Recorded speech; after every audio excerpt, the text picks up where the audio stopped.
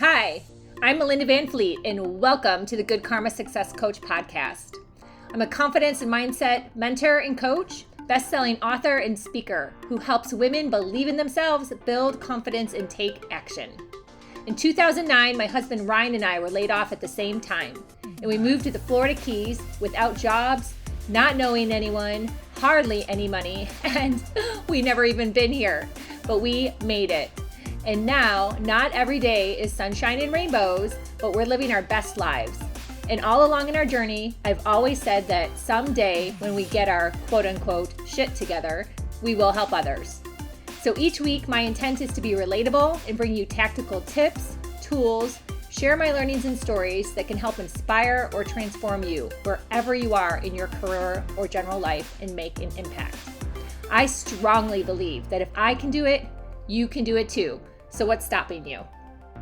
Welcome to this week's Good Karma Success Coach podcast. I'm your host, Melinda Van Fleet, and I have my beautiful niece, Sienna, as my co-host today. How are you, Sienna? I'm wonderful. How about you? I am doing wonderful too. That's an amazing word. Thank you. I love it. So we talked about doing our podcast this month on friendships and relationships. Yes. And it's just a really important topic, actually a topic that's a little big for this podcast, but at least we'll get a conversation going because every single one of us at all areas of our life, except for maybe when you're like a baby or something, are affected by friendships and relationships. So it's very multi age, I want to say. It affects like every demographic, right? Right. And something that I started to think about, well, I'm always thinking about friendships and relationships and reanalyzing things because I truly know that it's okay to outgrow people. Like I truly know that. But I also know it's not always the easiest to do. And I've had like another level of thinking and realization come to me this past week because I have a tendency, a natural gift. I love to do this. I love to connect people. And what I find is that if I fail to or think I'm going to fail to connect people, it kind of brings me into this like, oh no, I don't want to not connect the right people, right? And Mhm. include people. And it really brought me back to, why do I have this feeling? And it made me think about when I was a kid, how I was a third wheel in a friendship. And that friendship was actually Tiffany, Tiffany, right? Yes, yes. Older sister Tammy and Noelle. So the three of us were friends when we were in grade school. And Tammy and Noelle lived on the same street, like one at the corner and one down a little bit.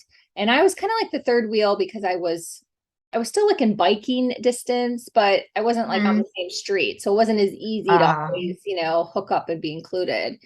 So I always yeah. felt like a third wheel, right? Hmm. So I've learned that I've actually brought that into my life now and really making sure that I don't do that to other people. And it was never intentional with them. It wasn't like mean or, Yeah. again, intentional. It was just like the dynamics of where we lived versus where they lived and three friends versus then two, right? So Yes. it became like, who sits together on the school bus for a field trip. And that always brought me anxiety because I knew they would sit together and then who would I sit with? And Oh, yeah, right. So there's all yeah. these like things that happen when you're a kid. And then you end up like bringing them into your adult life at age 51. I still like have that in my subconscious. so so I thought I'd open up the discussion and let you share because now you're 16 and you're in high school. So you've definitely had, a good amount of different experiences like that. So I thought Yeah. I'd open the door for you to share where you are and maybe some of the learnings and lessons that you have had so far in your life. Yeah. So I'm gonna start with middle school. I would say that was very complicated in my whole relationship aspect, especially in sixth grade, the first year of middle school. Um, I just remember trying to be popular and trying to gain the attention of everybody. And I tried being friends with the quote unquote popular kids just for that attention. And it all backfired on me. I realized that those kids weren't even nice. They just kind of talked behind everyone's back, and it wasn't really worth it. Hmm. So it was like that movie Mean Girls. Have you seen that Mean Girls movie? Yeah. So was there something that made you really have like a big aha moment? And then how did you break away from them? Because I'm sure there's some kids, struggling with that right now. Right. It's very real. Well, I would say in the rest of middle school and some of my freshman year, that kind of still affected me because while I didn't really try to be quote unquote popular, I was friends with people who did some stuff that I was really uncomfortable with and I didn't want to do. And that really was a struggle for me. I had a really hard time speaking up for myself and setting boundaries. And when I stopped being friends with some of those people, I realized I need to set boundaries. I need to realize that that's not for me. Wow. Now, did they notice that you left the group? Was there any type of conversation around that, or was it natural? Well, in my freshman year, my middle school friend group kind of just like disbanded, if you want to call it that. Yeah, yeah. I Which, do believe that happens. That's kind of what happened with the three of us. Like Noelle and I yeah, continued to be friends and we're on the drill team together, which is like cheerleading pom-poms. And Tammy split off and went like a different way. So yeah, go on. yeah. Like my freshman year, that's when I started to get into spirituality. And I think that's when I broke out of one of my main friendships that was just not good for me. Yeah. Yeah, yeah. And then you've met some new friends now along the way, right? Yes. Which is cool. So do you want to share like how you've met some new friends just to kind of give some inspiration and ideas to other young adults out there that may be kind of going, okay, I need to change it up. I need to make some new friends. Yeah. My biggest advice would be just go up to somebody. I mean, sometimes people aren't gonna go up to you just because they're afraid, and that's what you don't like. You don't want to go up to people most of the time either, especially in my grade. People are very shy and anxious about doing that. So my biggest advice is just to like get some confidence and just go up to somebody and start talking to them. Mm-hmm, mm-hmm. And have you done that? Like, did you go up to some people and introduce yourself? Yeah, many times at work. That was the biggest thing. Mm-hmm. And you've made some great relationships by having jobs, right? Yeah. So that's a good suggestion for people because you even started working before you were 16, right? Yes. Yep. Yeah. So you can get a job before you're 16. You can probably find some other organizations or clubs to join. You've done that too, right? Yep. You've done acting class. Yeah, I've done acting class. Well, I'm in Earth Awareness Club, like I've said in the previous episodes. Yes. And I've done some sports when I was little, like tennis. I don't remember that. Yeah, I did do tennis. So sports is definitely like a no-brainer. Sports or dance, clubs. And heck, I think you and I have even chatted about this a little bit before, but the confidence to like start something for yourself, right? Yeah, that's true.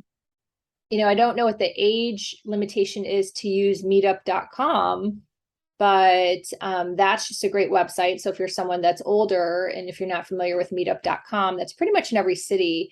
When I moved to the Keys, I used to go to meetups up in Fort Lauderdale and Miami. And then I had a meetup here in the Keys. So that's just a really great tool that it's always amazes me too. Like I'll hear someone like complain, let's say, that they can't find any friends, they are bored, they haven't met anyone. And then I'll say, well, have you gone on meetup.com? And they'll go, oh, I've heard of it, but no. And I'm like, well, don't complain if you haven't like freaking done it. So But that's the world we live in. A lot of people complain, but then they don't do anything to change it. Yeah. So if you're out there and you're listening and you're one of those people, like pull up meetup.com. Like it's a huge website, and Facebook has lots of groups and things too. So if you just put your mind to it, it's a little bit easier. I'm not going to say it's perfect finding friends as you get older, it does become perhaps a little more challenging, especially with kids or not having kids, but it is still possible. And I often believe that, well, I've witnessed a lot of people don't put forth effort when they meet someone too, right? Yeah. Like you have to like reach out. If you meet someone somewhere and you're like, hey, this could be a good person to go for a walk with, or a bike ride, or a cup of coffee, or get breakfast or lunch, like call them up, text them, Right. message them. What are you doing? But people will be like, no, I can't meet anyone. It's like, well, you haven't like tried. You haven't put forth any effort. You have to put forth the effort. I remember when we moved as a family, and I've never shared this story with you. I don't even think your mom knows because your mom was so much younger, or is so much younger, even though I look younger than your mom, but um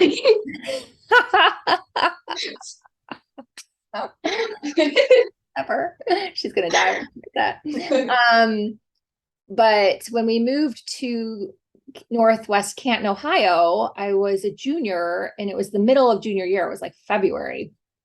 And your grandparents had given me an option. They said, do you want to stay behind and finish out high school with your grandparents? You can stay at your grandparents' condo, or you can move.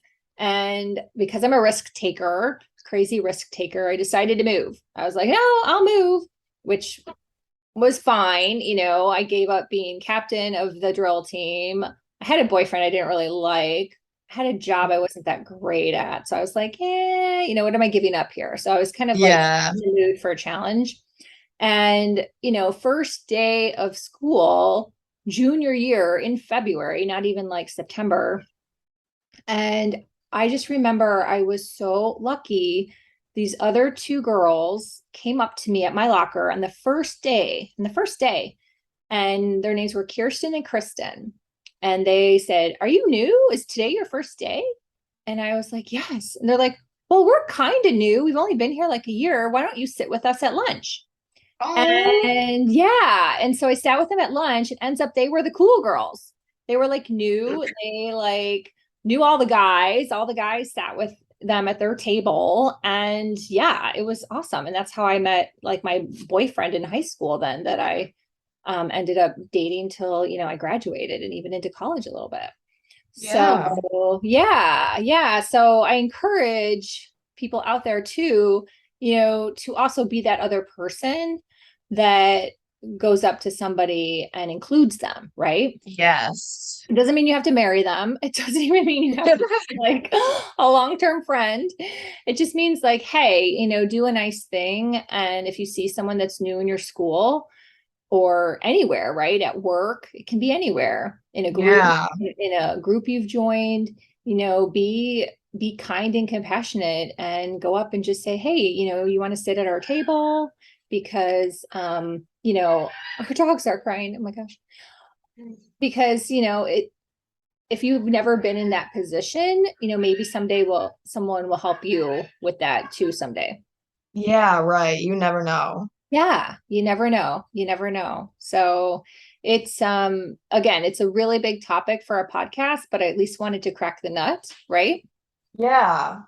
Do you have anything else, any other ideas you want to share with people for finding some new friends, and if they're struggling with a relationship, and how they can move out of it gracefully?